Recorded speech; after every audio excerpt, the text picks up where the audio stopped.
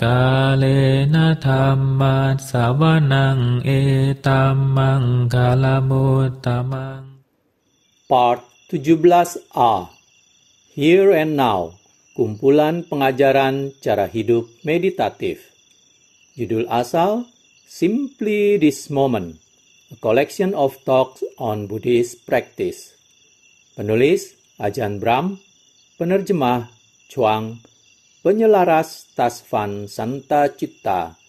Penyunting, Handaka Wijananda. Penata, Intan Dita Diwara. Penerbit, Ehipasiko Foundation. Cetakan pertama April 2017. Salinan ceramah dalam buku ini, jika tidak diberi keterangan lain, disampaikan kepada para biku di Bodhinyana Monastery, Serpentine, Australia Barat.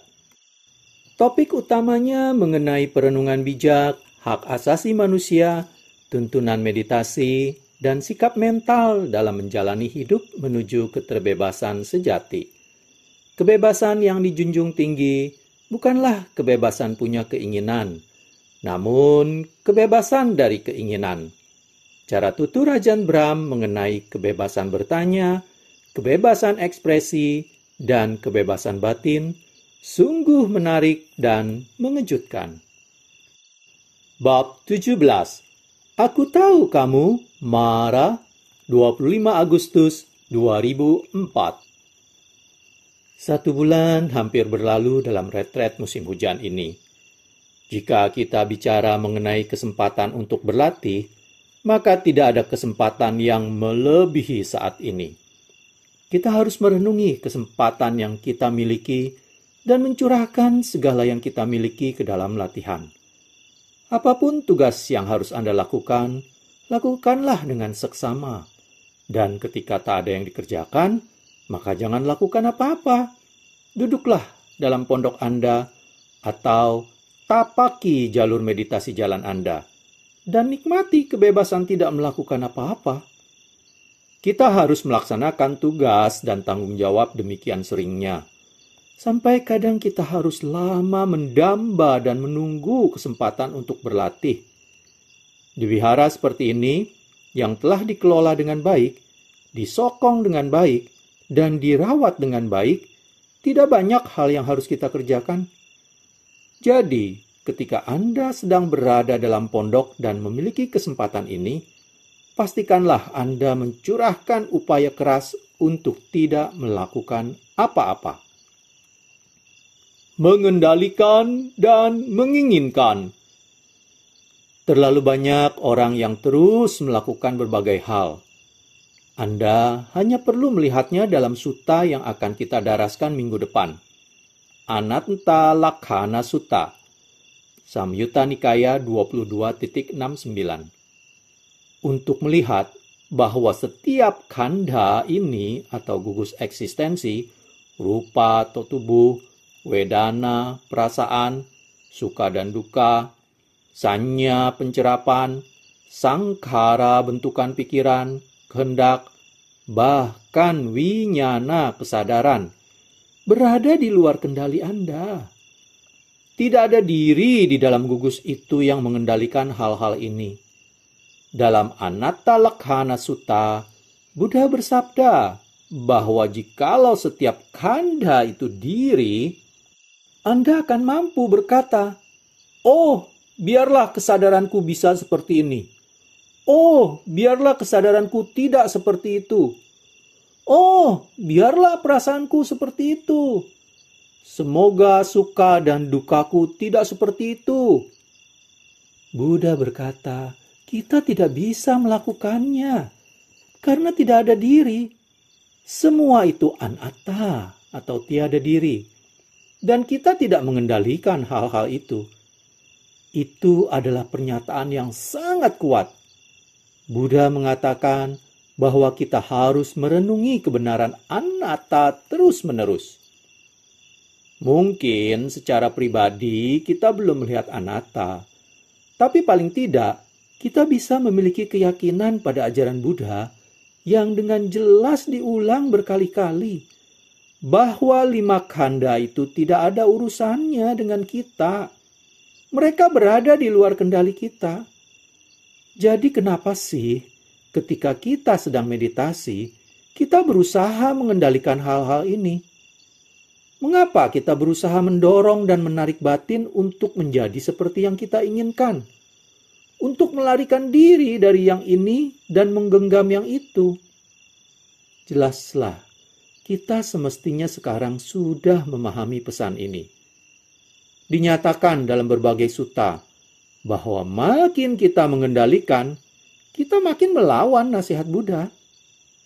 Jadi, jalan latihan kita adalah mampu duduk tenang dan belajar hakikat mampu melepas untuk melaju ke arah yang bertentangan dengan asawa atau luapan batin keluar, dan untuk sekedar duduk dan bersabar. Masalahnya adalah orang-orang tidak tahu cara bersabar yang sejati. Kapanpun Anda duduk diam dan tidak mengerjakan sesuatu, Anda malah menginginkan sesuatu. Hasrat dan nafsu muncul, dan mereka membawa Anda menjauh dari momen kekinian, mencegah Anda menuju ke dalam. Ingatlah, bahwa menginginkan adalah kekuatan yang membawa Anda menjauh dari apapun yang sedang Anda alami kini, menuju ke sesuatu pada masa depan, ke khayalan atau impian. Menurut Sappurisa Sutta, jana dan kecerahan selalu berbeda dari yang Anda bayangkan mereka jadinya. Yena hi manyanti tato tang hoti anyatha. Majjhima Nikaya 113. Jadi, bagaimana Anda bisa sungguh menginginkan sesuatu jika Anda tidak yakin dengan yang Anda inginkan? Kita punya kiasan dari sutta tentang orang yang jatuh cinta dengan gadis tercantik di negeri, tapi ia tidak tahu seperti apa rupa gadis itu, atau di mana ia tinggal, siapa namanya, atau bahkan apakah gadis seperti itu ada. Beberapa wiku, samanera, dan anagarika di wihara ini telah jatuh cinta pada nimitta dan jana. Walau bahkan mereka tidak tahu apa itu, di mana, atau apakah hal itu sungguh ada atau tidak. Jadi, mengapa Anda berhasrat untuk sesuatu yang Anda tidak ketahui? Tinggalkan saja semua itu.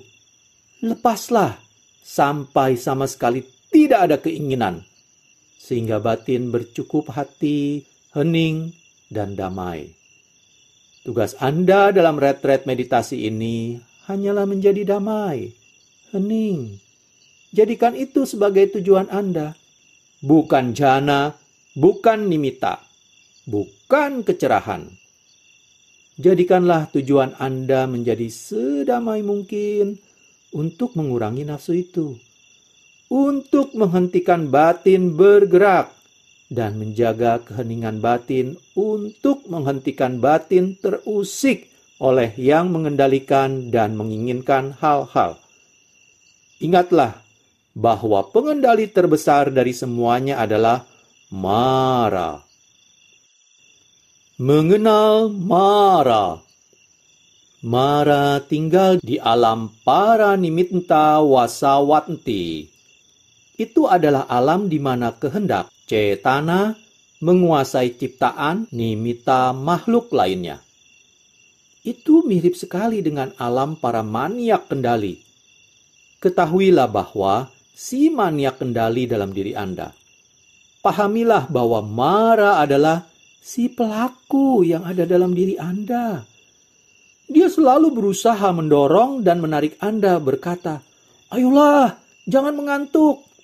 Ayolah, kerahkan lebih banyak tenaga. Ayolah, masuk dalam jana. Ayolah, kamu kira dirimu siapa? Ayolah, berapa lama kamu sudah jadi biku? Tinggal berapa lama lagi sisa waktu retretmu? Ayolah, ayo bergegas berlatih." Itulah Mara. Jawablah, Aku tahu kamu marah. Kemudian marah pun lenyap. Jika Anda tidak mengenal marah, jika Anda tidak tahu si maniak kendali dalam diri Anda, maka Anda akan selalu tegang dan frustrasi. Anda bisa saja berlatih selama bertahun-tahun dan sangat dekat dengan tujuan Anda, karena marah memberikan sedikit remah-remah hasilnya terus-menerus. Tapi Anda tidak akan pernah mendapatkan hidangan lengkapnya. Anda tidak akan pernah masuk dalam jana. Ingatlah bahwa jana adalah tempat yang tidak dapat dimasuki mara. Tempat mara ditutupi matanya. Jana adalah tempat yang terlarang bagi mara. Mengapa begitu? Karena siapapun yang mengalami jana tahu bahwa di tahapan itu tidak ada kendali yang tersisa.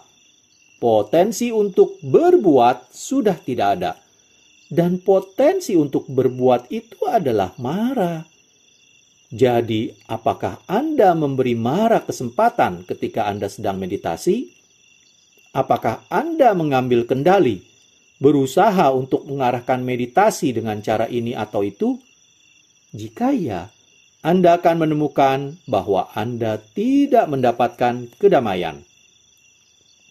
Dalam sesi wawancara, saya telah menjawab pertanyaan dengan mengatakan bahwa kita tahu sedang melaju di arah yang benar jika kita santai.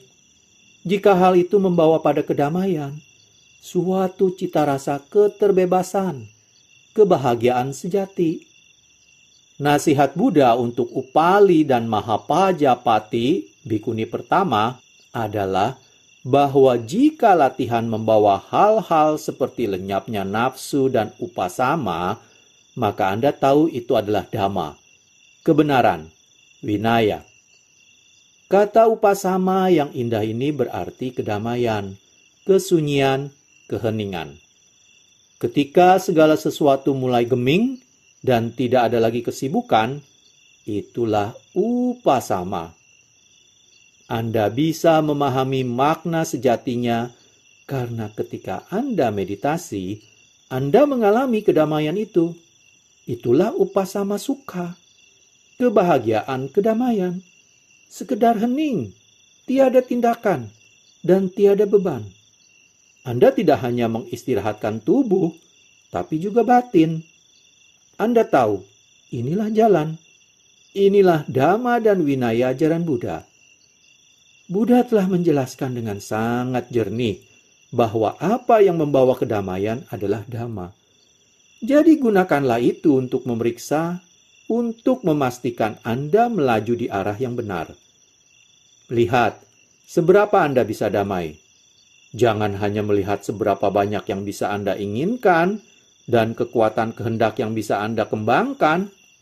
Alih-alih, lihat betapa banyaknya kekuatan kedamaian yang bisa Anda kembangkan. Melepas waktu. Kadang terjadi saat Anda mulai di jalan kedamaian ini, Anda harus melaju, menembus kejemuan. Kejemuan hanyalah kama usang, tabahlah menghadapinya. Kejemuan akan lenyap, dan ketika lenyap, Anda memperoleh energi. Energi yang indah ini bukanlah energi kegelisahan yang berasal dari perjuangan dan pergulatan, tapi suatu energi yang indah, yang damai. Ketika Anda membangun kedamaian, salah satu hasilnya adalah Anda mengembangkan penyadaran menakjubkan. Yang sedang saya bicarakan adalah penyadaran adidaya atau superpower mindfulness. Salah satu cara untuk mengembangkan penyadaran adidaya adalah dengan yang saya sebut mendengarkan total. Apapun yang sedang Anda lakukan, Anda harus secara total hadir di sana. Karena mendengarkan adalah kemampuan indera yang penting. Mendengarkan total adalah kiasan hebat untuk penyadaran gemilang ini. Bahkan ketika Anda menjalani meditasi penyadaran momen kini, Anda sepenuhnya hadir, sepenuhnya mendengarkan, sepenuhnya merasakan. Batin 100% ada dalam momen itu. Saat Anda memahami gagasan yang saya maksud dari mendengarkan total, Anda juga memahami hakikat penyadaran ini dan mengapa penyadaran ini bisa menjadi begitu kuat. Saat kita mengatakan mendengarkan total, kita memberikan segala yang kita miliki. Lalu kita menemukan bahwa kita memiliki lebih banyak untuk dicurahkan dalam penyadaran kita dalam keelingan. Kita merasakan dengan lebih mendalam, tahu dengan lebih kuat. Lalu penyadaran mulai bertumbuh dan terus bertumbuh. Penyadaran tumbuh karena kita tidak melakukan apapun. Batin tenang. Batin tidak menjauh dari mendengarkan total. Ketika kita melihat pada konsep yang kita sebut sebagai waktu, kita melihat bahwa waktu hanya bergerak karena nafsu, karena melakukan hal-hal. Ketika kita berhenti mengerjakan hal-hal, saat kita berhenti berencana, saat kita berhenti bergegas dan terburu-buru melintasi lingkaran kelahiran ulang, waktu berhenti dalam kondisi nirwaktu yang indah. Kapanpun kita menginginkan sesuatu, kita menciptakan masa depan. Akan seperti apa jadinya? Apa yang akan terjadi berikutnya? Kemana kita akan pergi setelah ini? Lalu kita mulai masuk ke niat buruk atau rasa bersalah. Kita mulai menerawang ke masa lalu. Itu semua hanyalah nafsu atau niat buruk. Itulah sebabnya saya mengatakan bahwa momen kini adalah tempat Anda terbebas dari hal-hal itu. Begitu nafsu dan niat buruk berhenti, waktu pun berhenti. Lalu gagasan kemana dan yang akan kita lakukan setelahnya lenyap begitu saja. Batin menjadi hening dalam waktu dan kita mengalami momen kini yang indah dan nirwaktu. Bagi yang mengalami meditasi mendalam, Anda tahu seperti apa rasanya itu. Waktu tidak lagi memiliki makna. Anda duduk di sana berjam-jam dan tak mencemasinya. Anda tidak benar-benar tahu. Anda tidak menyadari bahwa berjam-jam telah berlalu. Waktu kehilangan maknanya, dan Anda terbebas dari beban itu. Mara adalah sesuatu yang hadir dalam arloji, dalam jam yang berdetik. Dia berusaha mengendalikan Anda. Tapi ketika kita pergi melampaui waktu, maka Mara menjadi sangat cemas. Dia sulit pergi ke tempat seperti itu. Jadi ingatlah, ketika Anda sedang bermeditasi, ketika Anda sedang berjalan, apapun yang sedang Anda lakukan, cobalah apakah Anda dapat mengizinkan berkembangnya kedamaian itu. Keheningan tak lekang waktu itu. Anda tak tahu hari apa atau jam berapa sekarang. Anda langsung bangun pada pagi hari dan bermeditasi. Siapa peduli jam berapa sekarang? Jika Anda lelah, Anda bisa kembali ke ranjang. Jangan menghitung berapa jam Anda tidur. Jangan menghitung berapa jam Anda meditasi. Bebaskan diri dari urusan waktu ini. Dalam Bhaddekaratta Sutta atau Majjhima Nikaya 131 dikatakan, lepaslah masa lalu, lepaslah masa depan. Dan dalam Dhammapada juga dikatakan, lepaslah masa lalu, lepaslah masa depan. Ketika Anda telah meninggalkan masa lalu dan masa depan, hal berikutnya yang harus ditinggalkan adalah momen kini. Tinggalkan dan lepaskan semua waktu. Jika Anda bisa mulai melakukannya, meninggalkan waktu dengan sepenuhnya, renungilah maknanya. Gunakanlah latihan wawasan untuk memahami apa hakikat ketiadaan waktu itu. maka Anda akan memahami betapa membebaskannya hal itu. Dengan segera, Anda memperoleh cara pandang, perenungan yang membantu meditasi Anda. Perenungan akan ketiadaan waktu, nirwaktu. Maka, ketika kita sedang meditasi, kita bisa menggunakan kata-kata singkat seperti tiada waktu, tanpa waktu, bebas dari waktu, mendengarkan sepenuhnya, eling penuh, penyadaran kekinian, sebagai cara untuk mengingatkan diri kita sendiri dan untuk menunjukkan jalan dalam meditasi kita. Nafsu dan niat buruk menjauhkan kita dari momen ini. Mereka menjauhkan kita dari arah yang semestinya kita tuju, yaitu masuk ke dalam. Jika kita terus menjauh dari momen ini, maka kita tidak akan pernah meraih jhana. Dan kita tidak akan pernah menembusi kecerahan. Kita akan senantiasa pergi mencari tempat lain, tidak pernah masuk ke dalam batin. Tiada seorang pun di sini. Kelak dalam retret ini, kita akan mulai bicara tentang benteng diri, yang tahu, dan si pelaku. Mereka persis hadir di pusat benteng ini.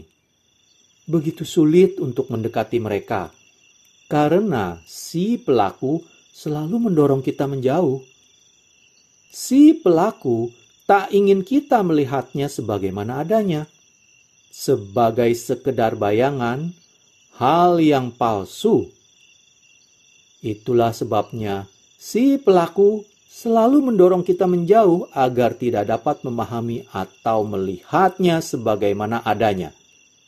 Sama halnya dengan si pengetahu yang juga begitu sulit dilihat. Tapi dengan keheningan, kita mulai memahami hakikat tahu dan berbuat itu.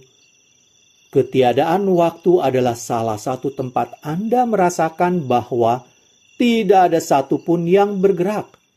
Itu adalah upasama, kedamaian. Diamlah di sana. Jangan melakukan apapun. Jangan pernah menanyai diri Anda, apa yang harus kulakukan berikutnya. Anda pasti kehilangan alur ceritanya jika Anda berkata seperti itu. Apa yang sedang kita lakukan sekarang? Hanya itu pertanyaannya. Apa yang kini kita lakukan adalah tahu lebih banyak sepenuhnya. Berdiamlah di sana. Lebih sabarlah lagi. Lepaslah keinginan. Lepaslah usaha melakukan apapun. Berhentilah berusaha untuk mengubah 5 kanda. Tinggalkan mereka. Hentikan proses marah mengendalikan dan mencampuri. Katakan, Mara, aku tahu kamu. Ketika Mara berlari terbirit-birit dengan kepala menunduk, itulah saatnya Mara dikenali oleh biku, samanera, anagarika, perumah tangga. Maka Mara tidak lagi mampu mengendalikan. Anda berada di jalan menuju Nibbana, penghentian segala hal. Ketika hal ini terjadi, Anda bisa melihat hal-hal itu berhenti. Buat apa sih Anda selalu berusaha mengendalikan hal-hal ini? Ini semua tidak tetap, timbul dan tenggelam. Apapun usaha yang Anda lakukan.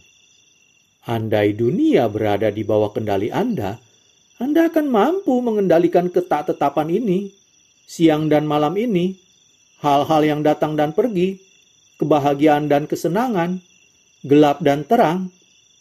Sudah berapa kali Anda mencoba mengendalikan hal-hal ini? Meski demikian, semuanya berubah. Mereka berada di luar jangkauan Anda. Jadi, anicca berarti ketidakpastian di luar kendali. Datang dan pergi semaunya. Tanpa kita mampu memaksanya menjadi begini atau begitu. Itulah sebabnya, jika Anda mengalami meditasi yang baik, itu bagus. Jika Anda mengalami meditasi yang buruk, itu bagus. Jangan menyalahkan diri Anda. Jangan bangga karena Anda mengalami meditasi yang baik. Lalu berpikir, kini aku bisa bermeditasi. Jika siapapun dari Anda mengalami meditasi yang baik dan berpikir, sekarang aku bisa melakukannya, meditasi berikutnya bakal mengecewakan. Anda mengalaminya berkali-kali karena itulah hakikat fenomena. Itulah anicca. Itu saja. Muncul dan tenggelam.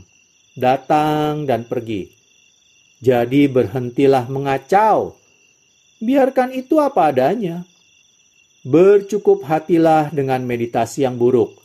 Dan bercukup hatilah dengan meditasi yang baik. Seperti yang dikatakan oleh guru meditasi pertama saya, tidak ada yang namanya meditasi yang buruk. Hanya ada meditasi. Meditasi akan melaju sendiri sesuai dengan sebab dan akibatnya. Bagaimana mungkin Anda bisa mengendalikan hasilnya? Karena hasil itu bergantung pada sebab dan akibat. Itu hanyalah proses yang alami. Itu saja. Itu adalah alam yang sedang melakukan fungsinya. Anda harus menjadi bagian dari hal ini dan melepas. Nikmati alam, batin pun akan membuka. Faktanya, makin Anda melepas dan tidak menghalangi berjalannya proses ini, makin cepat, makin damai, dan makin indah jadinya. Makin Anda minggir dari jalan, makin kuat jalan itu. Anda lenyap. Anda menjadi bukan siapa-siapa. Kala Anda meditasi, lenyaplah dalam kekosongan, sampai tiada seorang pun di sana. Anda dapat melakukan anatta sanya. Anatta sanya adalah persepsi bahwa tiada siapapun di sini. Yang saya maksud dengan mengembangkan pencerapan ini adalah ketika Anda sedang menapaki alur meditasi jalan, Anda mulai berpikir tentang hal-hal ini. Anda menggunakan pikiran Anda untuk memusatkan batin pada makna hal-hal ini. Paling tidak, Anda memiliki cukup pengetahuan dan keyakinan untuk tahu bahwa tak ada seorang pun di sini. Si pengetahu bukanlah sosok. Itu hanyalah proses kesadaran. Ketika bentuk sampai di mata, muncul hubungan antara dua hal ini. Terjadilah kontak. Dengan kontak, muncul suatu kesan. Itu saja. Ketika objek batin bertemu kesadaran batin, kedua hal ini bertemu. Itulah kontak batin. Dari kontak batin, Anda merasakan wedana. Itu saja. Jadi, ketika Anda memahami hakikat fenomena ini, Anda melihat tidak ada seorang pun di sini. Bahkan jika Anda tidak tahu kebenaran itu sendiri, karena Anda belum melihatnya dengan kebijaksanaan, paling tidak Anda mendengarkannya dengan keyakinan. Cobalah. Bayangkan tidak ada biku lainnya di sini. Bayangkan segala sesuatu tidak ada di sini. Bayangkan itu. Tempatkan diri Anda di posisi itu. Lalu meditasilah pada perspektif tiada diri. Melihat hal itu sebagai tempat untuk dibayangkan saat Anda meditasi. Mulailah meditasi Anda dengan pencerapan itu.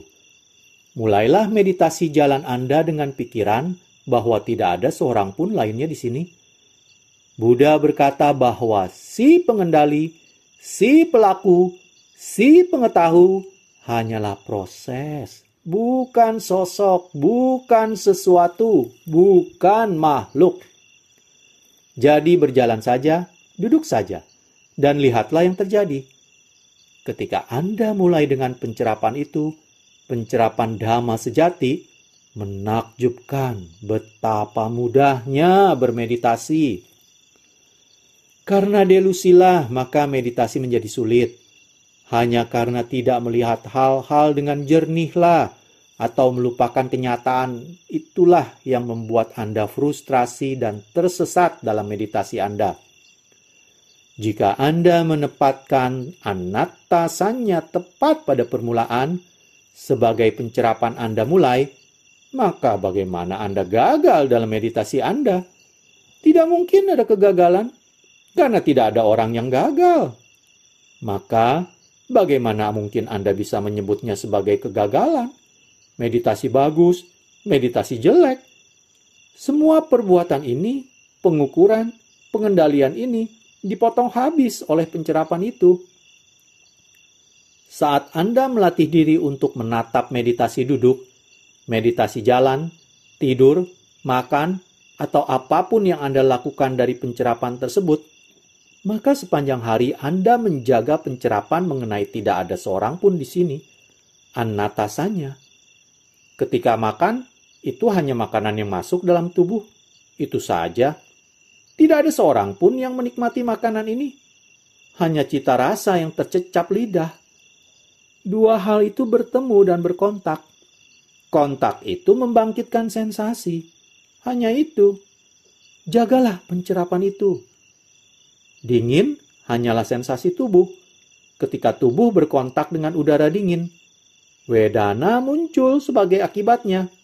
Itu hanyalah proses. Itu saja. Keren. Rasa sakit di tubuh hanyalah kesadaran tubuh dan objek tubuh yang bertemu. Ada kontak, maka ada sensasi. Itu saja. Pandanglah kehidupan seperti itu. Pandanglah setiap momen seperti itu. Ingatlah anatta sanya. Tidak ada seorang pun di sini yang akan membuat hidup menjadi jauh lebih mudah. Dan jika Anda melakukannya, anatta, anatta, anatta.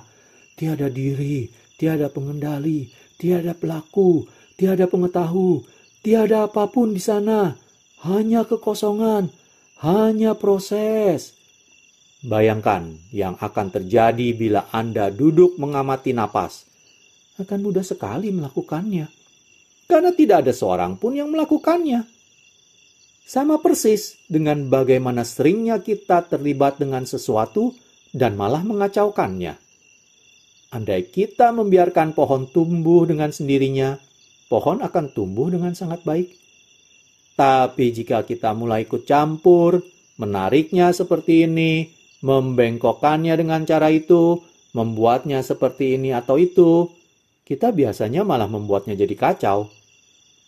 Ketika kita terlibat dengan alam, kita biasanya mengacaukannya. Sudah pasti demikian halnya dalam meditasi. Ketika kita terlibat dengan berusaha sedikit mengendalikan, itu biasanya tidak berlangsung baik. Jika Anda mencoba mengamati napas dengan kendali, napas tidak pernah menjadi lembut.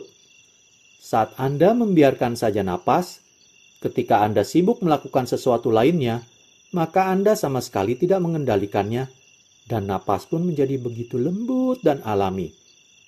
Bagi banyak orang, ketika mereka pertama kali mulai melakukan meditasi napas, mereka mulai dengan mengamati napas, dan pada saat yang sama mengendalikannya. Itulah sebabnya napas menjadi tidak nyaman. Mereka tidak bisa melihat bahwa diri mereka yang mengendalikan. Orang-orang bertanya kepada saya, ketika saya mengamati napas, rasanya begitu sulit dan menyakitkan. Saat saya tidak mengamati napas, napas terasa damai dan menyenangkan. Apa yang terjadi? Saya katakan kepada mereka bahwa ketika sedang mengamati napas, mereka mengendalikannya karena mereka terbiasa begitu. Apapun yang kita amati, kita terlibat dengannya. Kita mengendalikannya seolah itu milik kita. Apapun yang kita rasa sebagai milik kita, apapun yang kita indra sebagai milik kita merasa harus melakukan sesuatu terhadapnya, harus mengendalikannya. Ketika Anda berpikir, ini bukan milikku, tidak ada urusannya denganku. Ini sama dengan kiasan yang Buddha berikan tentang rumput, ranting, dan dedaunan di hutan Jeta. Samyutta Nikaya 35,101. Seseorang mengumpulkannya dan membakarnya. Siapa yang peduli? Karena mereka bukanlah milik Anda. Anda tidak peduli. Sama halnya dengan meditasi Anda. Apakah meditasi Anda milik Anda? Apakah batin Anda milik Anda?